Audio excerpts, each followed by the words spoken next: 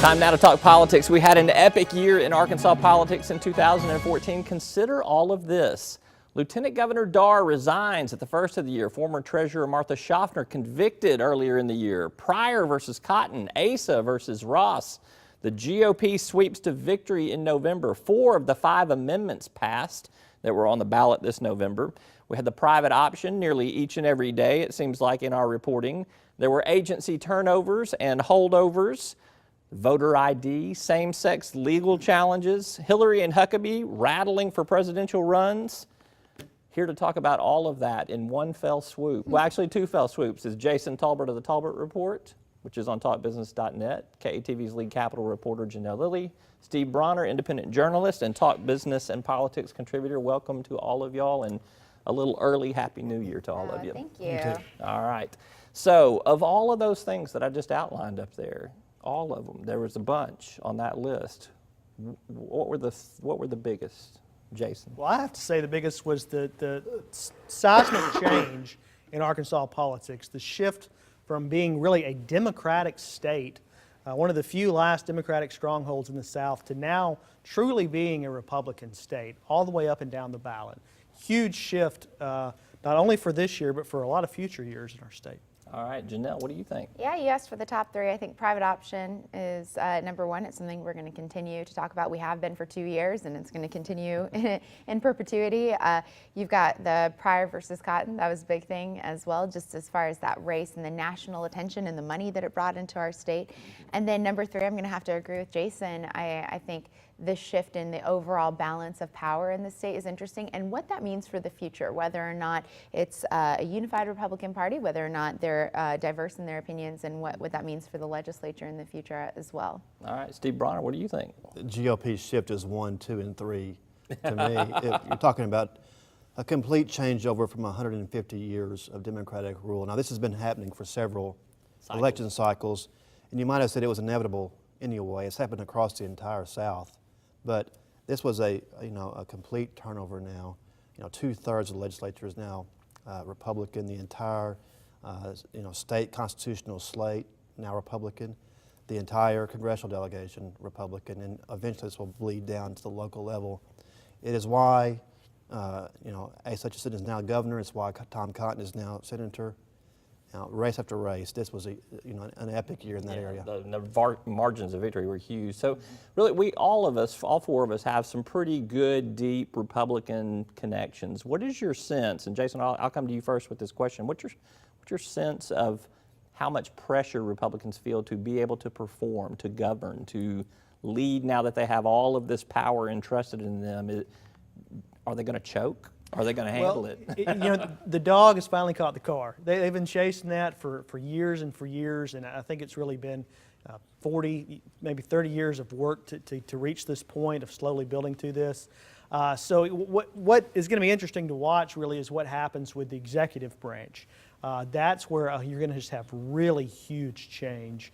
You already saw the Republicans take majorities in the state legislature 2 years ago, but now that they have the executive branch with the Hutchinson administration coming in, you're really going to see some changes. We've already saw some of those changes in the different state agencies.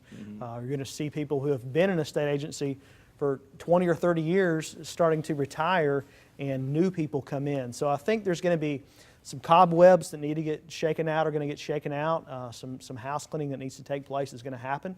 And there's also going to be some on-the-job training. I mean, there's going to be some people who have to learn how this department works on the job. And when you do that, there's going to be some mistakes. Asa Hutchinson said that elections are about change, and he planned on making some change. He's doing it. And as far as what I'm hearing from folks in the Republican Party, it was leading up to the elections. It was a huge sense of we can do it, like this is the year, and then almost shock when they did it. Like you really believe something's going to happen, and then like that moment, like oh my goodness, this is real.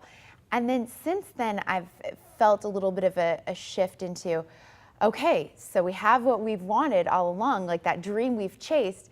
What do we do with it? And it's not, I wouldn't describe it as a scramble. I would describe it as probably they're being careful. They're trying to be methodical. They've wanted for so long something.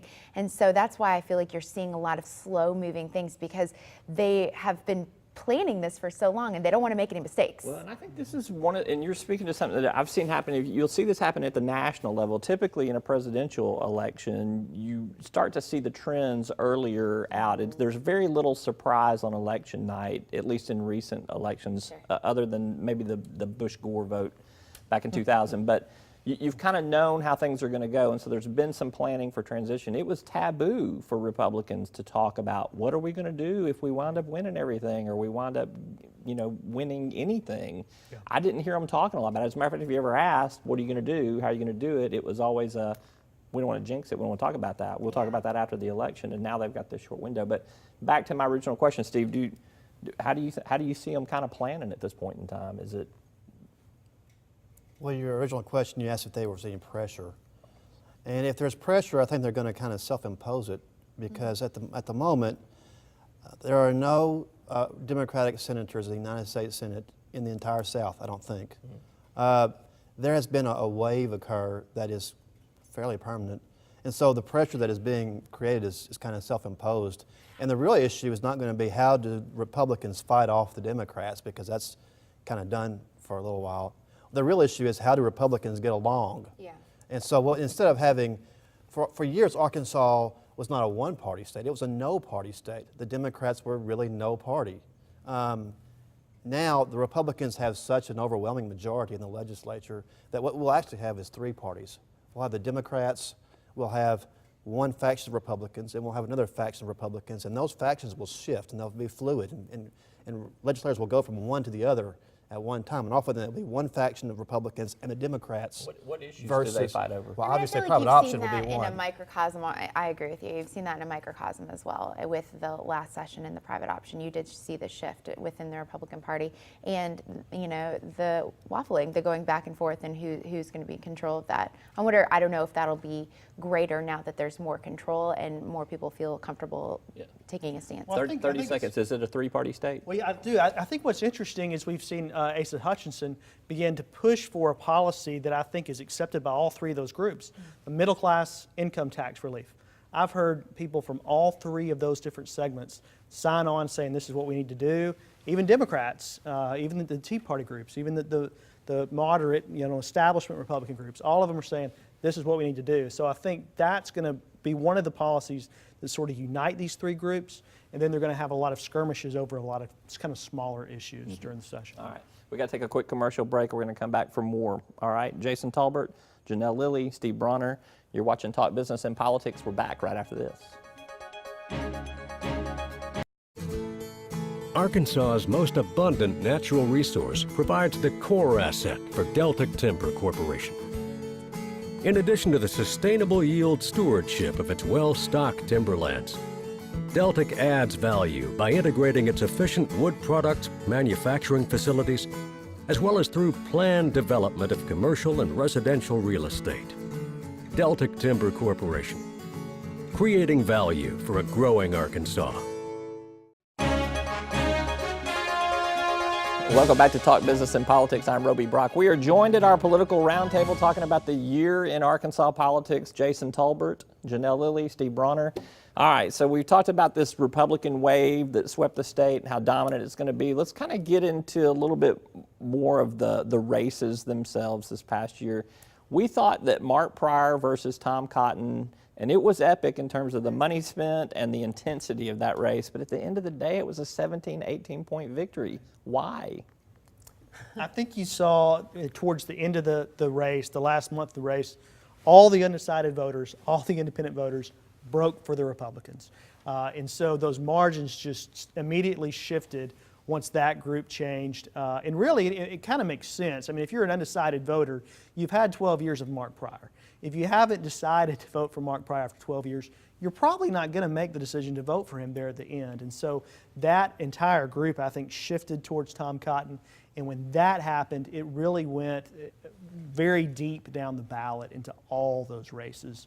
With a 17-point margin at the top of the ticket, You saw that go all the way down, really for the first time, I would argue, to the state legislative races, even some of these county and local races. Yeah, Janelle, what do you think? Yeah, I have a similar impression, maybe not exactly the same, but I do feel like towards the end you saw that race firm up pretty dramatically. I feel like going into election night, most of us knew it was going to happen, and I think even the candidates really did as well. And I think as far as the shift in the firm up, I really do believe it was folks wanting to wait just to the last minute. There was so much money, so much attention spent. They didn't want to make this decision lightly. And maybe in their gut they had known for a while what they were going to do, but they wanted to see if anyone was going to have those last minute slip-ups or flubs. It was late breaking. I can tell you in 2010, we saw the wave coming in the summertime. I mean, we were predicting that Mark Darr was going to win Lieutenant Governor, and Mark Martin, Secretary of State, and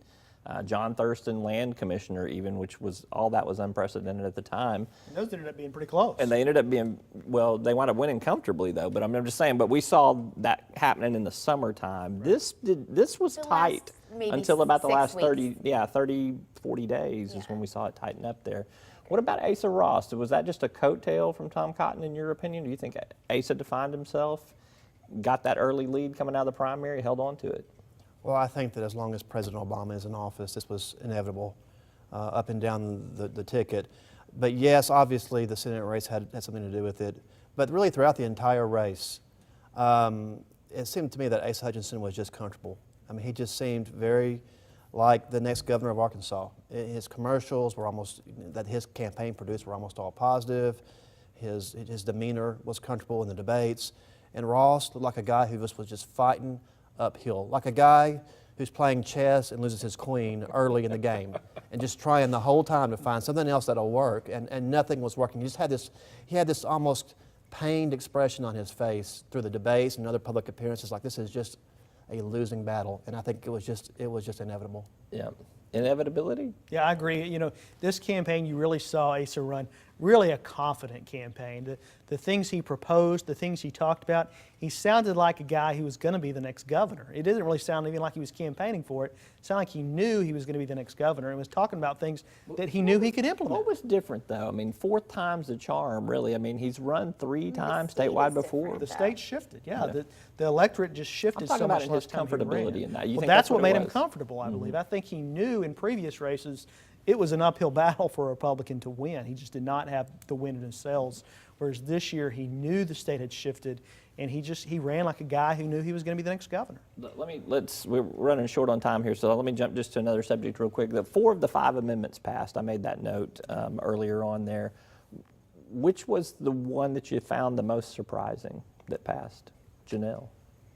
At term limits, I was kind of surprised that they were, I mean, I don't know if it had to do with the title or anything, but it really kind of shocked me towards the end. There had been so much brought into it and so much attention brought to it. Minimum wage? I mean, come on. We all thought that was going to fail, didn't we? No, I'm just kidding. So, what Yeah, about you, Steve? Yeah. Issue 3, the same thing. I thought, you know, polls had shown people were against it when they knew what was on the ballot, but apparently either they changed their mind at the last minute, or the average person didn't really know that amendment was going to change and extend term limits. That was the big surprise. Well, it does so many different things. I think we're just now sort of kind of unpacking what now is in our state constitution. I mean, the salary commission, the gifts from lobbyists, the term limits, it changes so many different aspects of state government. It's going to take us a while to figure out what it does. It'll be interesting to see when the session comes, how the legislators, all the things that they are used to doing, that they can no longer do. Culture will shift to some extent, for sure. I think they're still finding a way to find a meal here.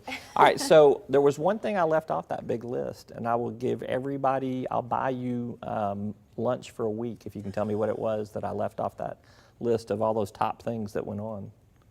Anyone? Private option, Darr, Schaffner. All right, so the one thing, y'all giving up? Y'all give up? Yeah. There's too many to pick from. Mike Beebe, end of an era.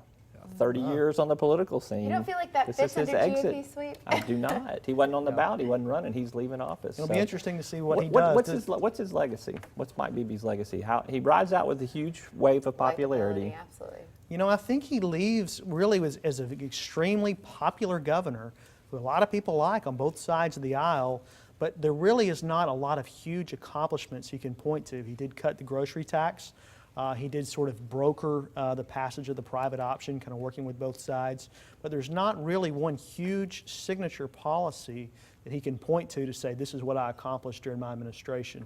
But he does leave extremely well-liked, popular So governor. Republican of you to say that. I honestly think that probably one of Beebe's biggest gifts to the Democratic Party in the state that they are right now is his likability and leaving, because going forward they will have him to point to as in someone, this is an example of what our Democratic governor is like. This is an example. And I feel like that popularity will sustain, at least at a base level, at least that argument for the foreseeable future. Didn't do much good this year, though. I mean, it might not in the immediacy, but I feel like long term, when you look at that years and decades down the road, you point to that person, you point to the Republicans have a Ronald Reagan, you point to someone, not that those two are the same, but I feel like in some circumstances it's similar. All right, Steve, what do you think? Mike Beebe, how's he remembered? Not transformational, but certainly competent leadership. And I think the private option he does get a pretty good amount of credit for. Yeah. Also, a lot of money for public schools. And I would say economic development too. He did bring a lot of new jobs in the state at a pretty rough economic patch there. I think that I said at the beginning of the Mike Beebe term that it was going to be the most boring governorship in Arkansas history, and I think it was, and I think that's a good thing That might be what because people want. it kept the trains running on time for the most part. All right, we got to wrap it up here. Steve Brawner, Janelle Lilley, Jason Tolbert, thank you all for being here. Again, Happy New Year. Appreciate you. All right. We are back with more right after this word from our sponsors. I'm Roby Brock. This is Talk Business and Politics.